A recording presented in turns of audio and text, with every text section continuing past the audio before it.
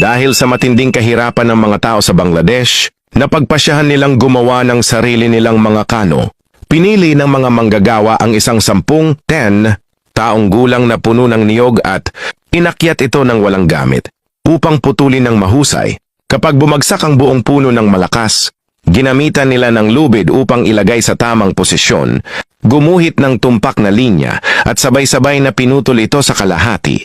Ngunit simula pa lang yon, kinailangan nilang lumikha ng isang kano na kayang dumaan sa mga ilog.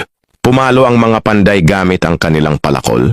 Unti-unting hinukay mula sa dulo hanggang maging malalim na, uka na parang higanteng kutsara. Matapos ang maingat na pag-ukit at pagpapakintab sa loob, maging ang panlabas na balat ay pinakinis din upang mabawasan ang resistensya sa tubig. Sa huli, matagumpay nilang nabuo ang isang matibay at matatag na kano.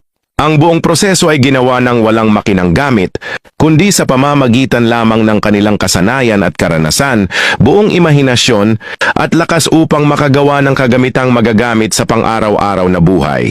Bagaman simple ang produkto, ito ay solid at matibay, at naging mahalagang kasangkapan para sa pang-araw-araw na paglalakbay ng mga lokal. Mula sa isang punong kahoy hanggang sa isang bangka, ito ay nakasalalay lamang sa isang pares ng kamay at purong lakas. Ito ang pinakamadali, ngunit pinakanakakaantig na karunungan ng paggawa.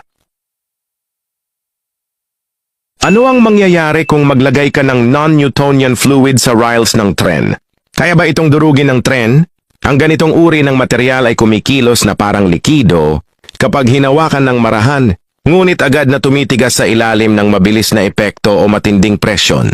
Ang mga non-Newtonian fluid ay hindi sumusunod sa batas ng lagkit ni Newton. Nagbabago ang kanilang lapot depende sa puwersa o bilis na inilapat. Sa kabaligtaran, kung mga likido tulad ng tubig o alak ay nananatiling pareho ang lagkit kahit gaano mo ito haluin o hampasin. Ang mga ito ay tinatawag na Newtonian fluids.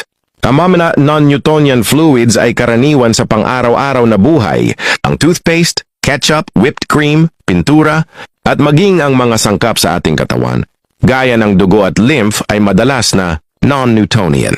Kaya ba talagang dumaan ng tren dito? May aktwal na nagsagawa ng eksperimento. Naglagay sila ng sariling gawa na non-Newtonian fluid sa isang lobo at inilagay ito sa rails. Pagkatapos pinadaan ang isang tren ng mabilis dito. Pumutok agad ang lobo at tumalsik palabas ang likido na naging parang solid. Pinapatunayan nito na kahit tumitigas ang likido sa ilalim ng matinding presyon, ang puwersa ng tren ay higit pa sa kanyang limitasyon.